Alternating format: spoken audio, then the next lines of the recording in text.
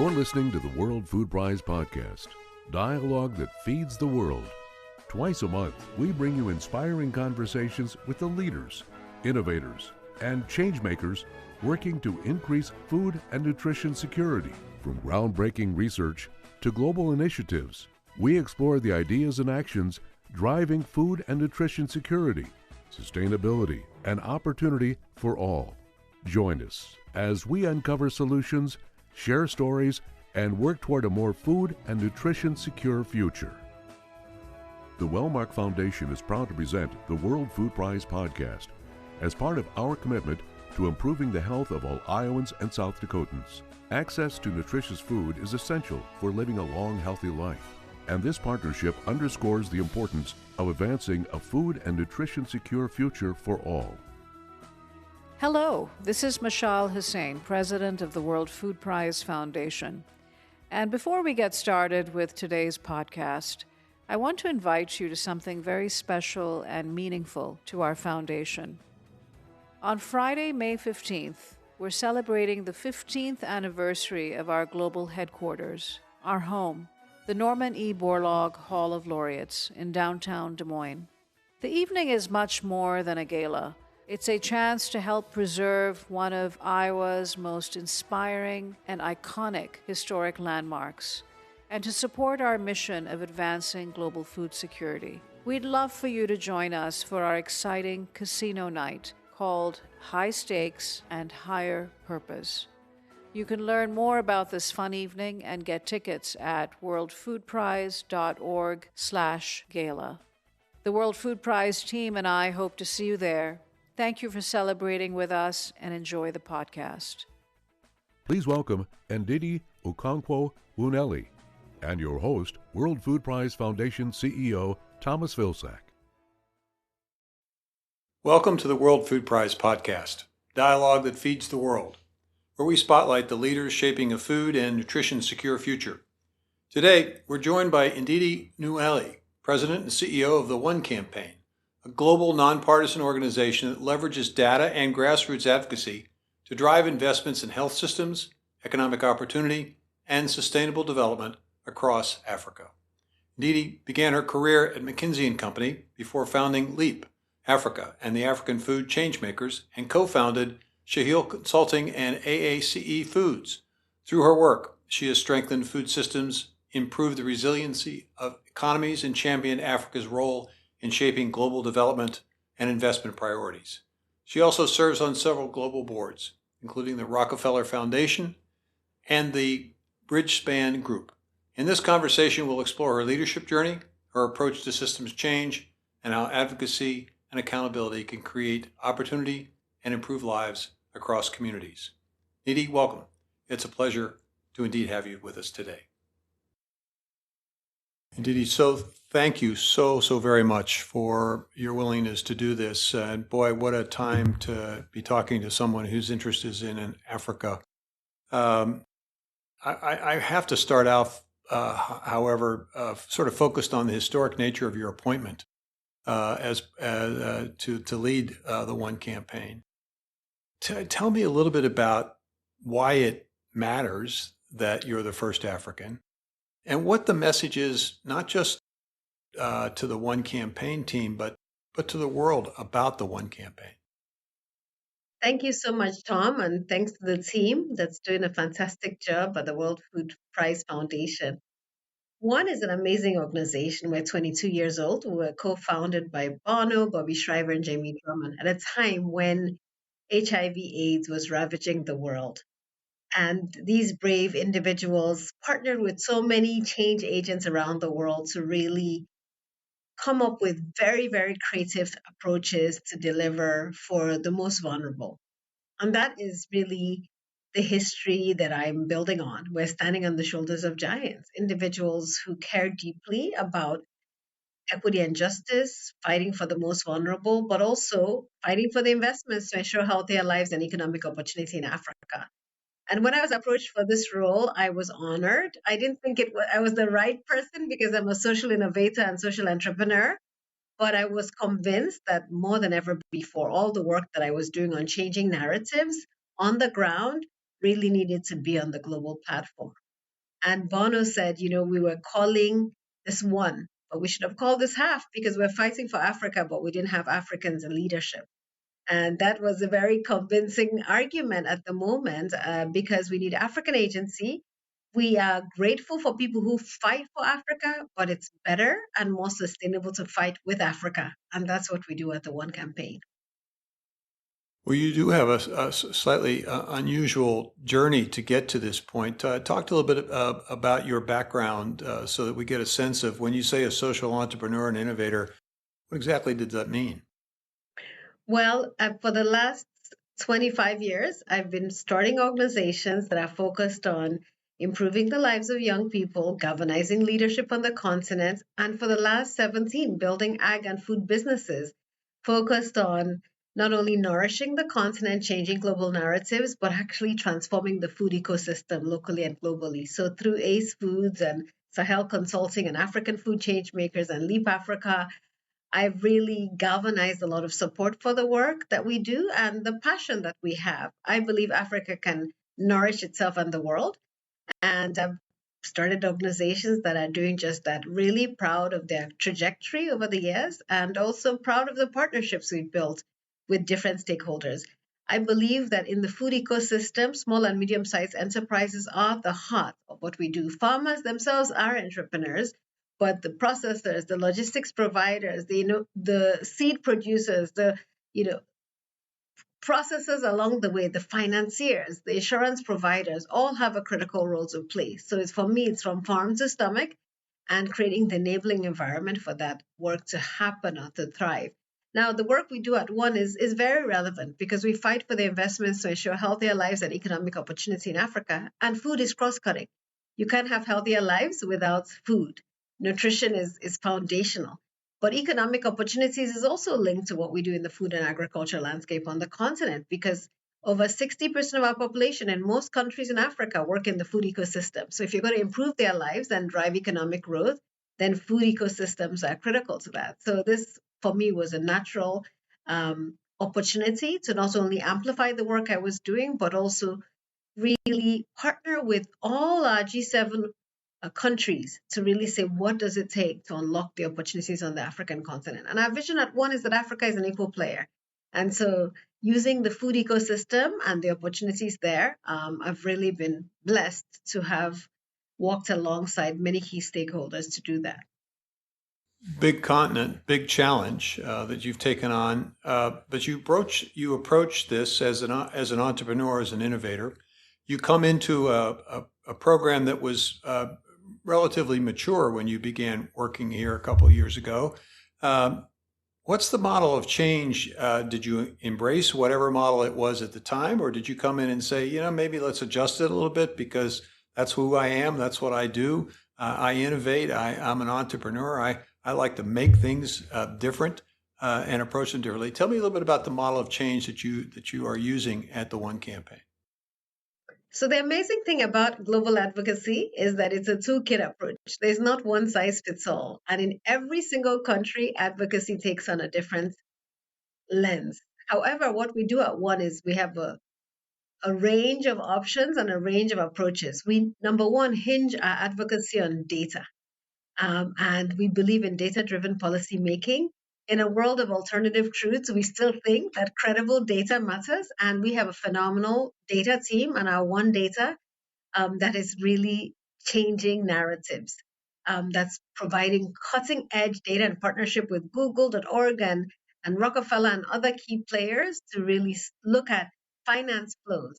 Where is the money coming from? How is it being utilized? And how is it making a difference in the lives of people? The second is really the importance of grassroots mobilization. This has been at the forefront of what One has done from inception. We have young champions and activists and advocates who we recruit, attract, and we provide with training and support to use their voices to make change happen. But beyond young people, they're soccer moms, they're faith leaders, and they're celebrity voices, and they're all critical to the work we do because getting armies of change agents who care about justice and equity and who can speak in rooms that often we can't matters. And they're bridge builders in many of the economies in which they work. The third component of our toolkit is government relations. In all our G7 countries, and we have offices in Germany and France and Belgium and London, the UK and Canada and the US, and then on the African continent, 3 offices. These government relations teams build deep and abiding friendships, but also partnerships to help shape policy using a brass stops approach, insider-outsider relationships. We hold governments accountable, we challenge them, we push them, but we also appeal to the common humanity that we share. And then finally, it's really the importance of creative campaigns. You have to have a campaign that galvanizes unusual actors around something that matters and where they see themselves in that story. And one has leveraged all of these toolkits very effectively. Over the last 22 years, we've galvanized over $1 trillion to drive healthier lives and economic opportunity. We've helped get debt restructured up to $110 billion. We've galvanized actions around the world, and this is using this toolkit. Now, the lens I've brought is that we need to diversify who we work with. And so we've created a Global Faith Council. So building on the great faith work we did in the United States, in all 50 states, now we have global faith leaders, Buddhist monks, Muslim leaders, Jewish leaders, because we believe in every country, faith communities have a role to play in galvanizing people around issues that matter. We've also created a Diaspora Creative Council and Ubuntu Circles, leveraging sports leaders, actors and actresses, singers, writers who can lend their voice and their platforms to the work we do. And then we're doing a lot more in terms of new partnerships and innovation using AI and technology to scale our work and to galvanize new supporters. So that's what I've brought as a social innovator to the organization, but really standing on the shoulders of giants and working with brilliant colleagues has been a gift. Well, you certainly have just identified quite a bit that we need to unpack here. Let me go back to the notion of investing in economic development. You know, that term has a lot of different meanings. In the context of Africa, there are so many different countries at so many different stages of development. How do you define it, and how do you focus it in a way that is meaningful? You mentioned data. Talk to me a little bit deeper about what economic development actually means in Africa and where. So you're spot on. The continent is 54 diverse countries at different stages of development, different stages of growth. But when we think about what economic growth looks like and fighting for the investments to ensure economic growth, there are a number of levers we can pull. Number one is, key to that is domestic resource mobilization. Our countries must grow so that they can fund their own development. What the last 24 months has shown us is that no country should be dependent on any other world region to fund its development. For a country to grow, it needs access to affordable finance. And this is one issue the One campaign has taken on, is the cost of capital. We fought for Africa to have a seat at the G20, and last year, as a key campaign issue, we took on Africa being a return on investment, not a risk. Because today, African countries pay too much for external debt, 5 times more than other world regions. And we believe that is unfair, and it's linked to the lack of data, the bias associated with investing in Africa, and the ignorance that continues to perpetuate in our ecosystems. And so for me, access to affordable financing that can drive growth is critical, which is why we fight for investments in IDA, the World Bank concessional financing, for example, and partnered with the World Bank to generate $100 billion, 70%, which is supposed to go to Africa. The same with the Africa Development Fund, which we fought for alongside the Africa Development Bank, and we're able to galvanize $11 billion. So affordable financing is key for growth, and we believe that. The second is improving the efficiency and effectiveness of how government delivers and creates an enabling environment for its people. And this is where you address the rule of law. You address the issue around corruption, which is not unique to the African continent. We have corruption in many countries around the world, but we now have innovation and technology to ensure transparency and accountability. And where that is deployed, you see efficient delivery systems, you see more trust, you see private sector growth, and we believe this is key for Africa. Number 3, we need to really leverage the strengths the continent has, which is this youth population. And we believe Africa's young people can be the workforce for the future in health, in tech, but in the creative industries, in sports, in food and ag. And creating an enabling environment for young people to thrive means that we're investing in the bedrock of education and healthier lives for young people to really be the engine of growth. And so for us, that's critical to our work at the One Campaign. And then beyond that, it's really peace and security. And this is a time when we need more peace and security across our world. Unfortunately, many African countries have become victims of a lot of the geopolitical chaos in our world. And for us, it's important that we ensure that we foster peace and security. Critical minerals, value addition with critical minerals is key to that. We've seen a lot more unrest in countries where there's no transparency and accountability when it comes to mining, for example, and those value chains. And so for us, that's also a very key point when we think about countries like Democratic Republic of Congo that could really power the entire African continent. The world depends on DRC for a large part of its cobalt, for example. How can we increase transparency and accountability in that value chain? And so as we look across the continent, driving economic growth means galvanizing fair financing, creating an enabling environment, partnering with key stakeholders to unlock opportunities in key sectors, but also leveraging the strength the continent has so that it can drive growth. Peace and security is critical for those fragile countries you talked about. And we need the partnerships with other countries across the world to compel not only more transparent and accountable governance, but also transparent and accountable value chains. You know, I was, as you were answering that question, it occurred to me that it sounded a lot like the article that you recently wrote in Food Tank about food security. You know, at the World Food Prize, obviously, that is our mission. We want to lift up those who are dealing with the issue of food security because we know it's directly connected to conflict and vice versa. Tell me a little bit about this notion of de-risking the financing that was mentioned in the Food Tank article. And I think to a certain extent you mentioned it here when you talked about creative ways of financing. What does that actually mean and how does it work? Well, there are many ways to de-risk financing, and that's the beauty of the current portfolio of opportunities we have. And if you look at the highest level, it's credit guarantees, right? Countries can finance other countries through their regional banks, their local banks. And we've seen the DFC, the US DFC, try to do this in many African countries where it says, we'll bring alongside this amount of money for development in the energy sector or in the critical minerals value addition sector.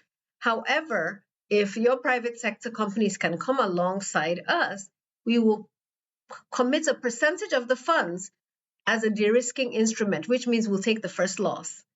And that should give confidence to crowd in other investors. And the interesting thing is most times the risk that they imagine never happens. So you never have to actually take advantage of that first loss. But coming alongside removes that fear, right? And reduces the barrier to entry. And we've seen with data, just looking at IFC data, over the last 3 decades, investing in infrastructure in Africa, that the returns were 6x S&P 500. But that information is not in the public domain. People often think, oh, it's too risky to invest in Africa. So credit guarantees is a big piece, or guarantees more broadly. The second is insurance. Insurance is a de-risking instrument, right? And most people who give loans, most financial institutions, global financial institutions, local financial, require insurance as part of the deal.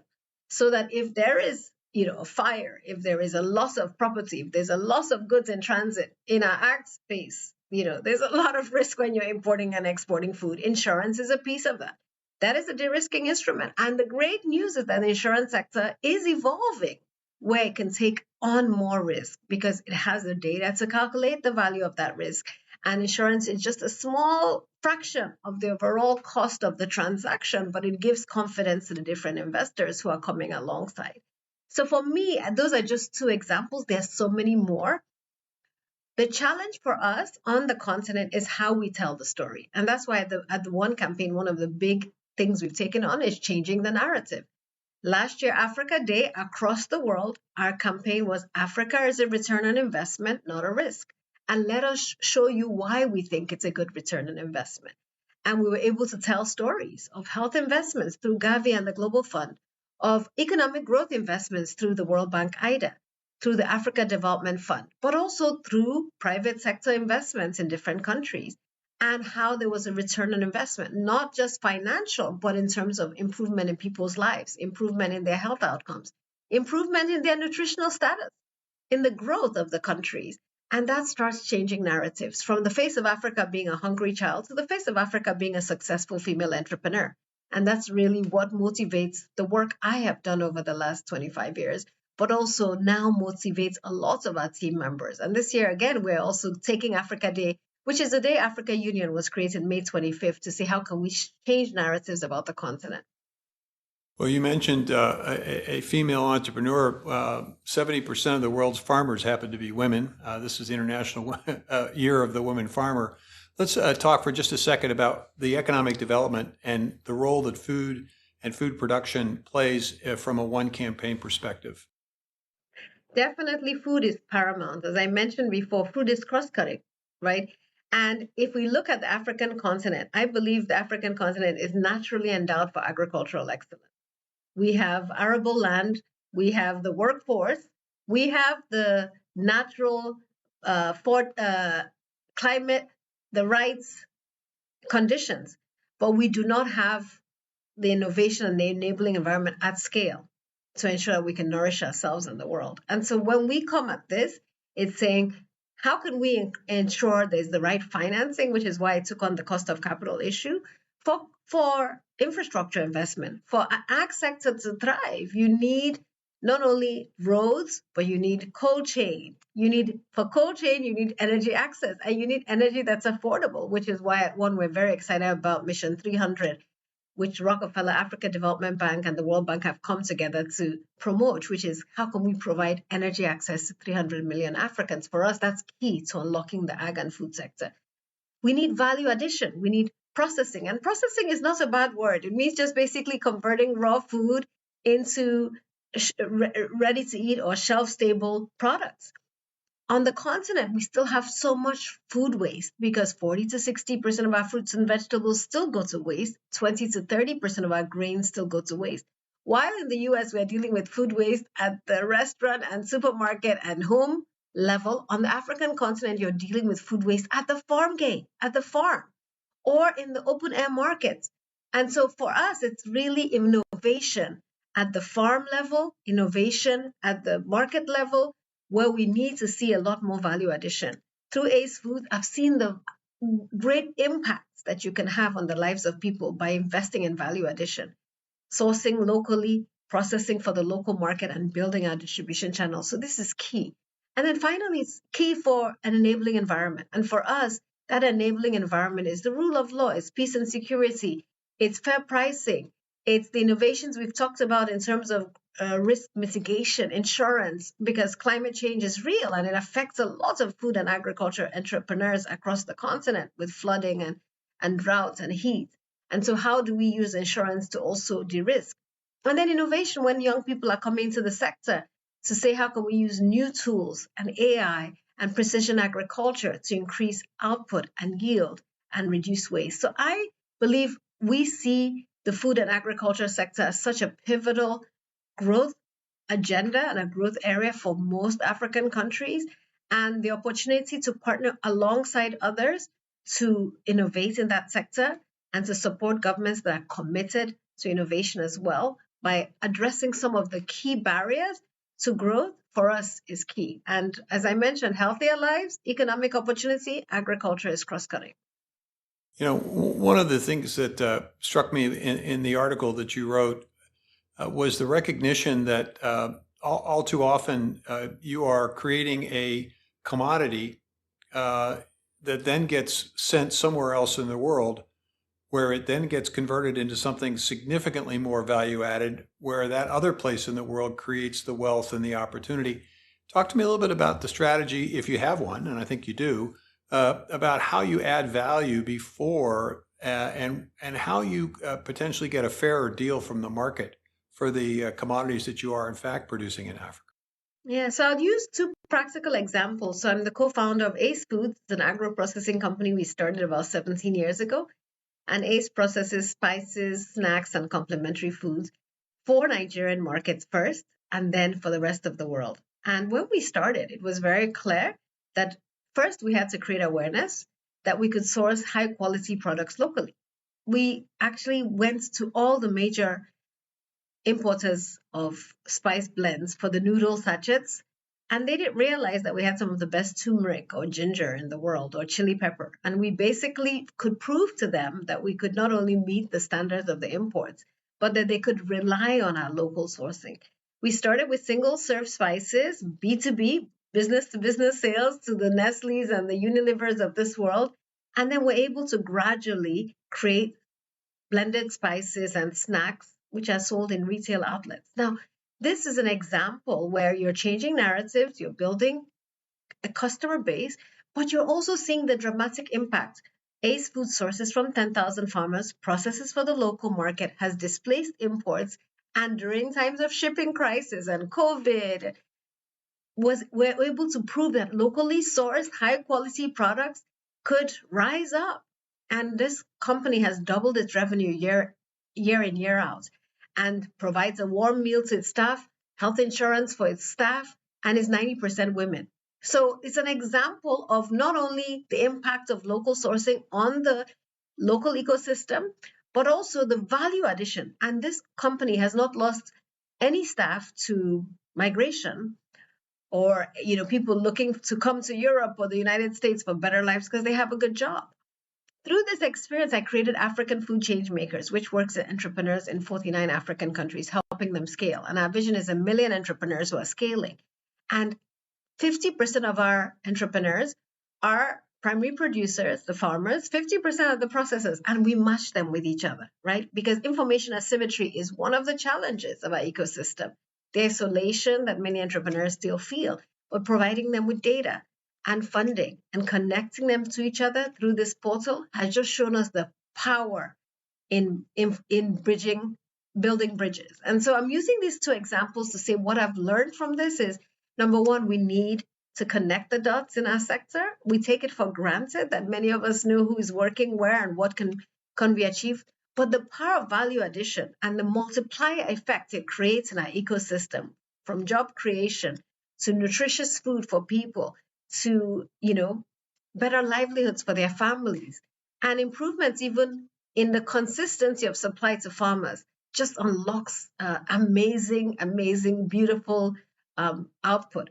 And for me, that's why agriculture and food systems is so powerful in our sector. In every country, it has to be recognized as a bedrock of innovation and growth, and one sector we must not ignore if we really want to create equity and justice and better livelihoods for all. So talk to me for just a few minutes about your efforts at getting better laws and who the messengers are. I think you mentioned this earlier. Young people you're engaging young people, but you also have obviously the power of celebrity. How do you mix it? How do you use it in order to make the case that laws can be improved? First of all, the first thing I've realized is it takes a long time. It's not easy. So nobody should assume that you can make policies change overnight. And with PEPFAR, it was one of the things we're most proud of at the One campaign, because it's Bono working alongside our co-founders that was able to convince President Bush at the time, to get behind this presidential initiative to fight HIV/AIDS. And at the time, it was bipartisan support for it. It has changed 26 million lives, saved 26 million lives, and is probably one of the most effective examples of US soft power in the world.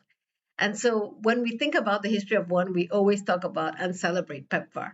Now, that took a long time, right? And it's still in the process of gradually, passing on that baton to African countries to fully finance. But it's an example, Tom, of innovation, because when PEPFAR was created, it cost $10,000 to treat one patient who had HIV/AIDS. Today, we're down to between $25 and $40 to treat someone. So African governments are taking more of the responsibility. Some countries covering 80% to 90% of the cost of treating their own HIV/AIDS patients. And obviously, this has really slowed down or even eliminated the new cases in many countries. So I'm just saying that's an example, but it was not easy. It took advocacy, it took data, it took partnerships, it took speaking with one voice and very strong campaigns. We've also done this in many other parts of the world, including in many African countries, where, for example, in Senegal, the One campaign has fought for labor laws and land ownership laws for women. Now, in that case, we had to partner with civil society organizations, faith leaders, and the government to make change happen on the ground and to initiate policy that was not seen as outside policy coming into the country, but homegrown. It belongs to us. We're part of it. And that's key to any policy change, is that while you might have an idea, you have to make sure you galvanize the right stakeholders around it, who own it and who can drive it. And so that has been key to the work we're doing. At the moment, we're taking it a step further. We recognize that African countries have to truly own the future of their own health financing. And as I've mentioned, nutrition is key to that. And in each of our countries, we're unlocking diaspora populations. We've launched something called Health Bridge, which is diaspora paying for health insurance for people in countries that are most affected by these cuts, starting with Senegal and France, because there's a strong diaspora population, recognizing that diaspora sends 100 billion to Africa every year. How can we use this money more strategically to drive growth? And in that case, it's been first coming up with the ideas, testing it out, galvanizing key stakeholders, recognizing that to unlock new finance flows, you need people on the ground, you need civil society, you need government policy, you need remittance providers, and you need to get buy-in from them. And that takes time. And so this is, for me, the need for resilience, vision, patience, but also partnerships. This is a masterclass in terms of entrepreneurially approaching social challenges. When I was a kid, we would have family dinners, and usually there was a table for adults and then there was a table for kids.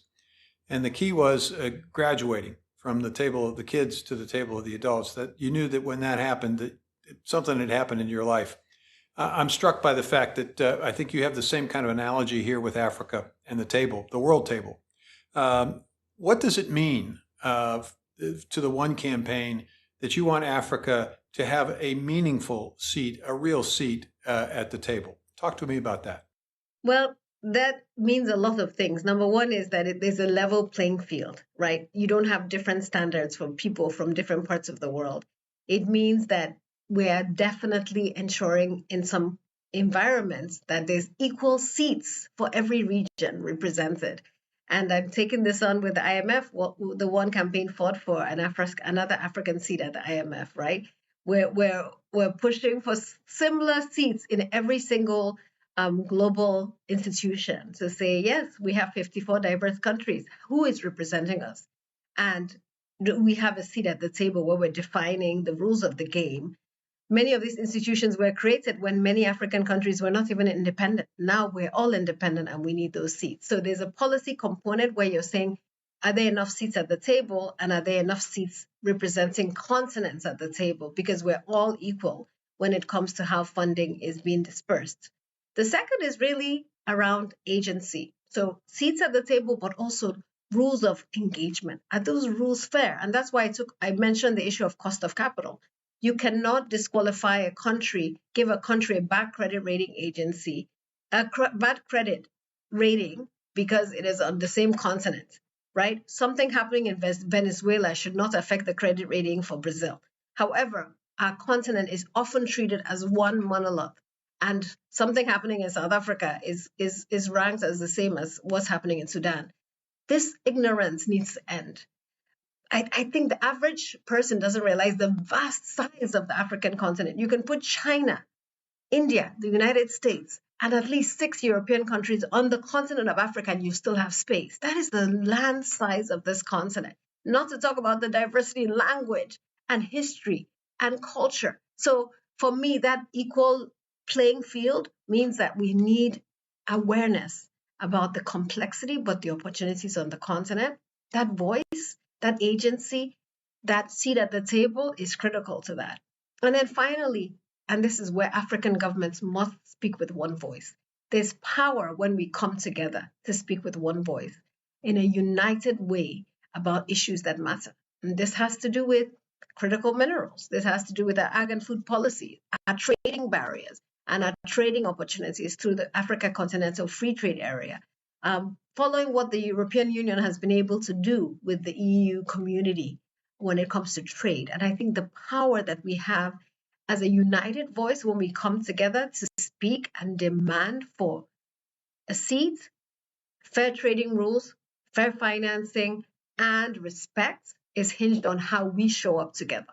And this is why we also put pressure on the African Union, the Africa Continental Free Trade Area, and African governments to speak with one voice about what really matters, to fight for our people, and to ensure that we're treated with respect on the global playing field, on the global stage.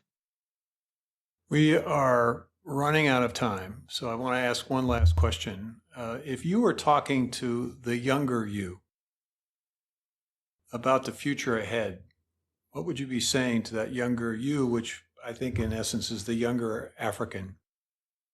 So I borrow from another young African speaking to a president in the continent, and he said, "I'm no longer asking God to grant me the serenity to accept the things I cannot change. I'm asking the Almighty to give me the wisdom and the courage to change the things I cannot accept." And there are a few things I cannot accept. Some of you might know this prayer. It's called the Serenity Prayer. And as a person of faith, I used to say it all the time as a young person. But there are some things I cannot accept. Cannot accept that Africa is still viewed as a hungry child or as one country. I cannot accept that the trading rules and the financing rules are unfair for our continent. I cannot accept that a child born in some of our countries is being born into debt because of the unfair financing rules. And I cannot accept that in many of our countries we're net importers of food when we should be net exporters, and that children are still going to bed hungry. And so for me, I'm telling my younger self, and I'm telling all the listeners, that we need wisdom and courage to change the things we cannot accept. And I hope you'll join us at the One Campaign and us in the continent to change some of those things we cannot accept, so that we can ensure that not only is Africa nourishing itself, but it's nourishing the world, and that this continent is recognized and regarded as the growth vector for the world, the next frontier, and an opportunity for us to really see how humanity thrives and how we as humanity can change the future and define the future that we all deserve. So that courage and wisdom is needed more than ever before. And so I'm ending with a call to action. And I'm excited about what we can do together as humanity to define the future we deserve. And if I wanted to learn more about the One Campaign, how would I find that out? Yeah, so follow us at one.org on many, many channels. And our data platform is fantastic as well, data.one.org. So please do visit us, follow us on Instagram, LinkedIn, Facebook, and visit our website. We need all the support that we can get to ensure that we achieve this vision of Africa being an equal player in our lifetime. Thank you so much. Ndidi, thank you so much. Thank you for listening to the World Food Prize podcast. If today's conversation inspired you, we invite you to take the next step. By making a gift, you help support dialogue like this, elevate innovative solutions, give voice to science, and invest in the next generation of leaders working to end hunger. Visit worldfoodprize.org to donate, learn more, and get involved. Together, through dialogue and action, we can sustainably feed the world.